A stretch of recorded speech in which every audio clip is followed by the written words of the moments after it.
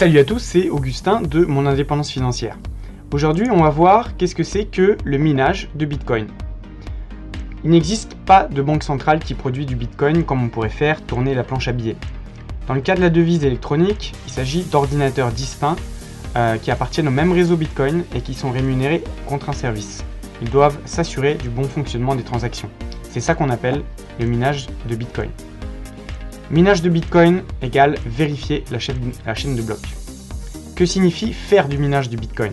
Il s'agit de mettre à disposition des ressources techniques au réseau Bitcoin et vérifier les transactions entre utilisateurs qui ont lieu partout dans le monde. À chaque fois qu'une personne envoie des Bitcoins à un autre, la transaction est vérifiée par le réseau, puis enregistrée dans ce qu'on appelle la chaîne de blocs.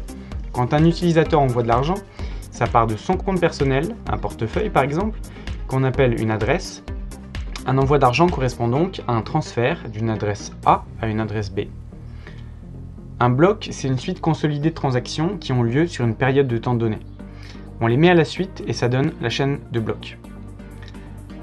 En général, il vous suffit de taper une adresse pour visualiser toutes les transactions qui ont eu lieu avec ce compte.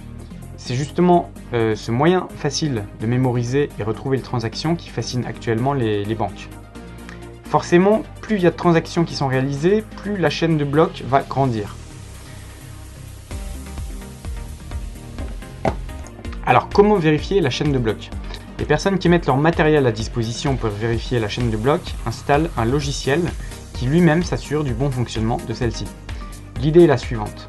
Quand un bloc est créé, les mineurs le passent en revue et le convertissent en ce qu'on appelle un hash, suite de nombres et de lettres. Celui-ci est ensuite accroché au bloc, puis intégré dans la chaîne de blocs. Il faut savoir qu'un hash est calculé aussi en utilisant le hash du bloc précédent, autrement dit, la chaîne est fortement liée.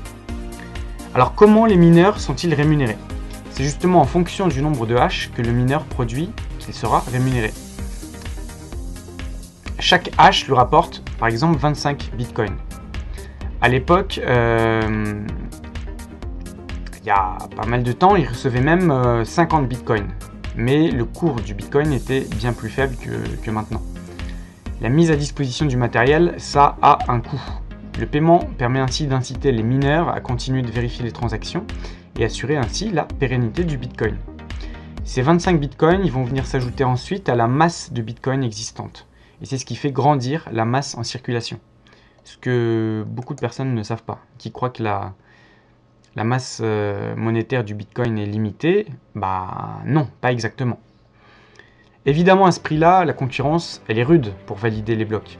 Un mineur indépendant n'a qu'une toute petite chance de valider un bloc, et c'est ainsi que de nombreux mineurs ont décidé de s'associer dans ce qu'on appelle des coopératives, mining pools, qui distribuent de l'argent à tous les membres quand un bloc est validé par l'un d'entre eux. Alors comment se lancer dans le minage de Bitcoin?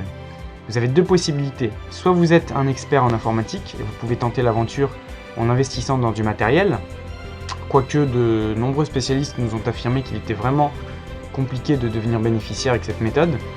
Soit vous optez pour la solution du cloud mining. Qu'est-ce que le cloud mining?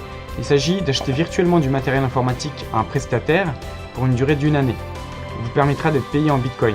Donc c'est une location de matériel en quelque sorte.